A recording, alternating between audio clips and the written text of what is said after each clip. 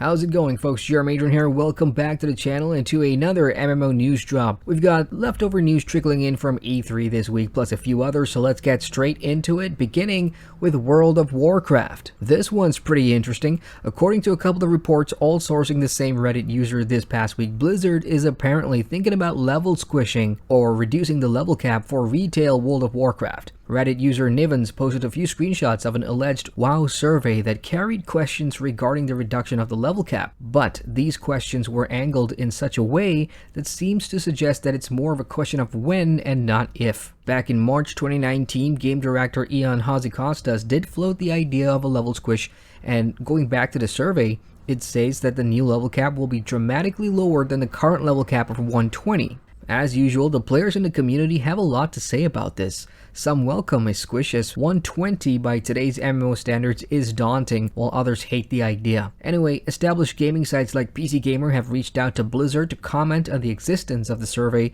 and at time of recording this, Blizzard has not responded. In the meantime, for you World of Warcraft players, what are your thoughts on the matter? Good or bad idea to reduce the level cap moving forward, and why? Anyway, in other World of Warcraft news, WoW Classic is testing the Battleground Alterac Valley this weekend until Monday the 17th of June, and it sounds like a never-ending blast. It's just too bad I don't have an invite. And there's rumors of data mine leaks that seem to confirm that the Vulpera are the next allied race coming to retail, which was to be expected. And now to Final Fantasy XIV, which just had its final letter from the producer live before the Shadowbringers expansion launches, and they did have plenty to show off, so here's the important bits. I'll summarize it for you. Firstly, there was a dungeon walkthrough video showing off some of the new dungeons, and it is shorter than the previous two expansions highlights because of spoilers.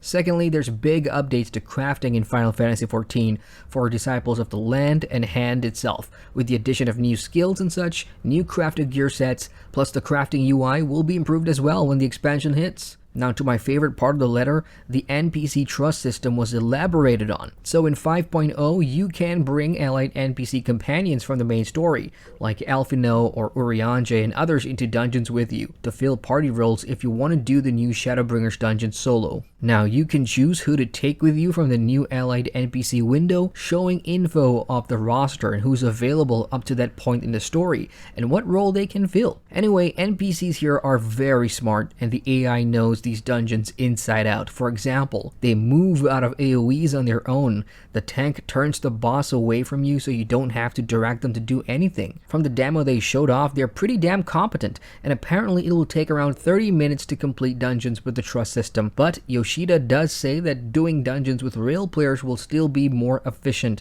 in terms of battle and loot, since the trust system does adjust the loot drop for a single player. Anyway, the cool thing about the trust system are the personalities of these NPCs. They know each other, so they will banter occasionally in dungeons, commenting on things, which I personally find awesome. As a diehard Dragon Age player, this is amazing. Some of them and their personalities can even dictate what actions they take. For example, Alisaie, the feisty twin of Alphinaud, is more likely to use the limit break compared to other DPS companions because that's in her personality. Anyway, the letter goes into much more aspects of the new expansion, including touching upon raids that I won't cover here, or this will be a very long news drop. Anyway, I'll link the full stream of the letter down below for anybody interested.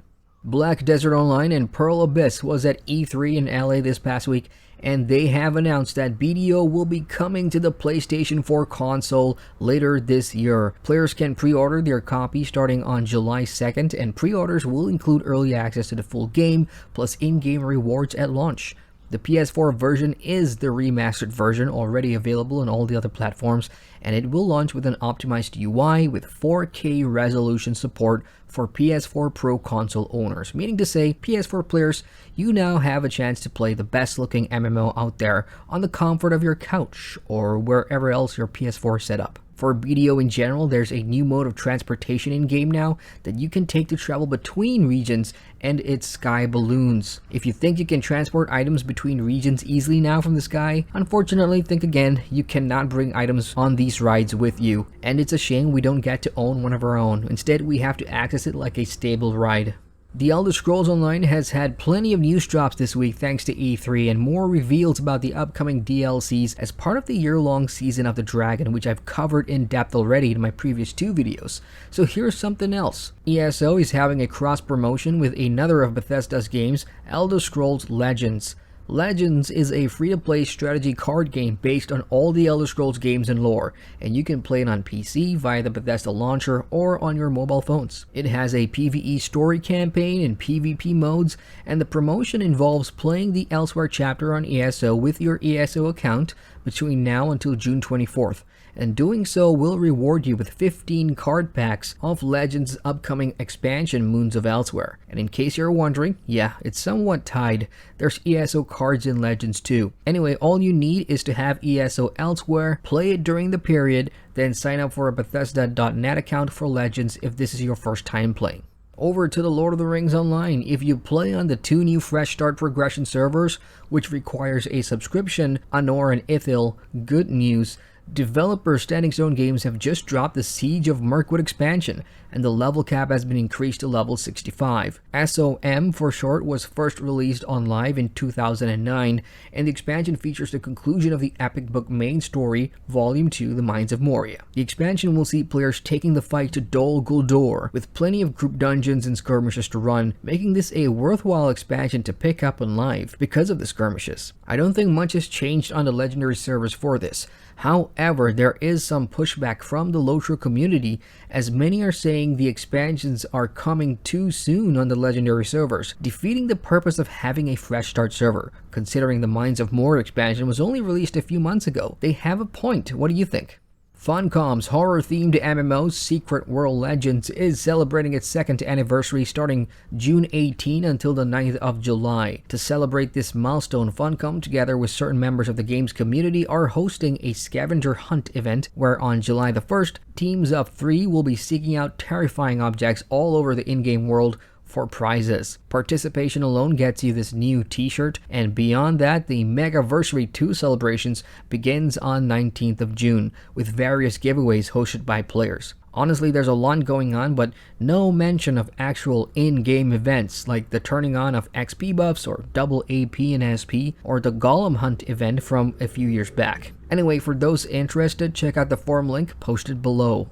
TERA's latest content update, Skywatch Call to Arms, has gone live this week for the PC, bringing with it the ability to play as a POPORI brawler. This kicks off a 4-week leveling event, rewarding all players with helpful items along the way, and players who do reach level 65 with your new POPORI brawlers by July 9th will earn the premium Kitten Hidden Mittens weapon skin as a reward. And no, that is the actual name of the skin. The update also includes a new treasure map system and brings the Gossamer Vault Dungeon hard mode, plus an updated Mace Larius Catacombs instance for level 65 players to tackle. That's not all. The Blood on the Beach festivities are already underway to help clear the dangers on these beaches, setting the stage for TERA's Summer Festival events to begin on the 20th of June. The Summer Festival is set to run for 2 months, ending in August 2019, so there's plenty of time to earn all the cosmetic rewards available during the season.